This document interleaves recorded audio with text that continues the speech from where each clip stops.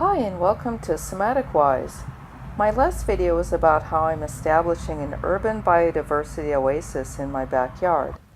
A large part of the reason I'm doing this is to support non-human urban wildlife in its many forms. As a brief review, every living thing on this planet, including us, is completely dependent on the functioning of the planet's biosphere. The biosphere is a thin envelope of oxygen and soil and sunlight around the Earth. The biosphere protects us from the freezing cold emptiness of space, which also has a lot of solar radiation, which would fry us.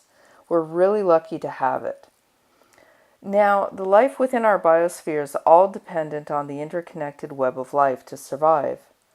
All the organisms on Earth help each other to survive in ways that may not be immediately apparent to your average human. The way ecologists phrase this is that we are all dependent on ecosystem services, that is, basic ingredients a biosphere provides, including food, air, water, stable climate, etc. If these ecosystems within our biosphere break down completely and stop creating supports, then we all die. All the other animals and organisms that we share this earth with, they all matter. Fortunately, there's plenty we can do to protect it on small and large scales. Now, my backyard is a nice, safe little place with native plants and no pesticides, no herbicides. This encourages the insects to come, which brings larger insects, which brings birds, and so on and so forth. Also, since I live in a city, nearby there are other resources that animals tend to use. There are cat food dishes and trash cans for food, and sewers and drainage ditches for transportation, etc. So sometimes slightly larger wildlife comes around as well.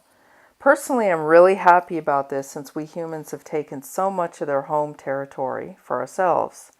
So I'm really happy to share some of the territory which I'm inhabiting. I do believe that we can coexist with wildlife if we are smart and careful about it. So I was walking my dog this morning and my neighbor from the apartment building next door comes up to me and she says, "There's a possum, I don't know what to do." And sure enough, this possum, species Didelphis virginiana, was right at the top of the nearly full trash can, and she was not happy to have been discovered, which for a possum means that she was holding really still and kind of holding her mouth open, showing us those fierce-looking teeth, which is her bluff, right? Trying to play fierce. It seemed that she must have been foraging in this trash can and gotten stuck underneath the lid, which had then closed on top of her. Now, this was not a good place for our poor little possum to be. In the daytime, she could overheat in the closed dark-colored trash can, and she had no access to water. But what really worried me was this is a busy alley and apartment building, so I felt she was at risk of being harmed by humans, well-intended or otherwise. If nothing else, the stress from being stuck and vulnerable placed her at risk. The neighbor had called animal control, who refused to come out because the possum did appear uninjured. Fortunately, I happened to have worked with and been trained by an experienced possum rehabilitator, and I fostered a possum in my home for 1 year. This is Henrietta. She too had been discovered in a trash can, only she was just a tiny baby at the time, fallen off of her mother's back, and the wildlife rehabilitators had determined that she was unable to be released back into the wild. Even being raised by humans, she wasn't really a great pet, didn't seem to care about me very much. These are wild animals, not pets. So as a result of this, I'm very familiar with possum behavior, body language, the way they move, and their general needs. This is what you do if you find a possum stuck in a trash can. Do not touch or interact with it. Don't let anyone else either. Put on some leather gloves or other thick protection, just in case. Remove the lid to the trash can and very, very gently tip the trash can over onto its side. Then walk a ways away and guard the area until the possum wakes up and waddles away out of its freeze state, which we'll talk about in a minute. Do not allow other people to interact with the animal. This could stress it out and put its life at risk. And here is what you do if you encounter wildlife that's stuck, disabled, or needs help. First of all, respect. Just remember that this is a little soul, and it has an entirely different operating system than you or I do. So the first thing is respect for the animal, this little life that you've come across. Remember that most wildlife can hurt you with a bite, a scratch, a disease, or if it's a skunk, it could spray you, and they're likely to do so because they think we're going to hurt or kill them. Please also remember that animals, especially wild animals, are designed to hide their stress so that they don't appear weak to predators, but they do tend to get really stressed out by contact with humans, and this can even threaten their lives, even though you can't tell this by looking at them. Call the appropriate wildlife rescue or rehabilitator. This is the most important action that you can do. I'll put some websites and information in the video description, and feel free to add some in the comments below. Please remember it's illegal in most states to attempt to keep wildlife, and that's for good reason. Be aware that if you call the city or the pound, they might just possibly put it down depending on the policies of that particular agency. Guard the wildlife until the rescuers arrive. Do not allow anyone to touch it or interact with it. If they try, please tell them to stop immediately. Do not pick up the animal. Do not take selfies with it. There have been cases of animals actually dying because people picking up stranded wildlife or disturbing it and taking selfies. In other cases, like with the bison, the selfie-taking people are killed. Forget about the selfies, okay? The animal's the important thing.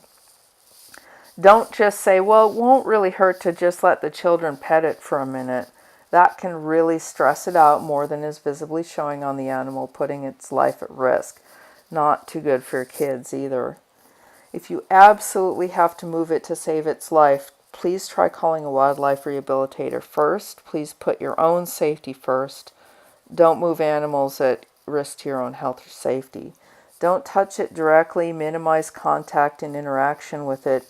Keep it as quiet as possible in a dark, very low stimulus environment. If at all possible, have a naturalist or wildlife rehabilitator on the phone with you for instructions. Now, on a cheerier note, here's some information about opossums. They are the United States' only native marsupial, which means that they birth tiny young and raise them in the pouch like a kangaroo does. They do not carry rabies or other diseases. It's thought that their low body temperature and good immune systems make them mostly immune to rabies. They kind of look fierce, but it's not rabies. Their open-mouthed hissing is mostly a bluff, not a sign of rabies. However, they might transmit fleas.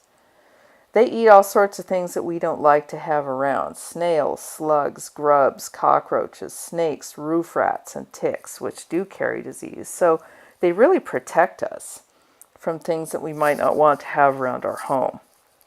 And they help keep that in balance. They help keep our cities and suburbs clean by eating things no one else really wants, including spilled garbage.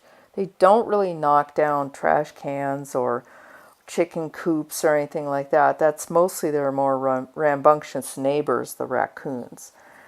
Possums are quiet and peaceful animals, and they don't do any harm. They've got some pretty fierce teeth, but other than that, they're mostly defenseless. So their main defense is playing dead. It's not a deliberate behavior. It's an involuntary response that their nervous system goes into, and this has been shown to be effective in making predators lose interest. Opossums are wonderful. Thank you for watching this video. If you have an opossum or urban wildlife story, please share it in the comments below. And until next time, take care. Thank you for watching this video. If you would like to support my work of getting this information out into the world, you could subscribe to receive notification of future videos. You could contribute to my Patreon account to support this channel, and of course, please feel free to share this video with others. Take care. Until next time, be well.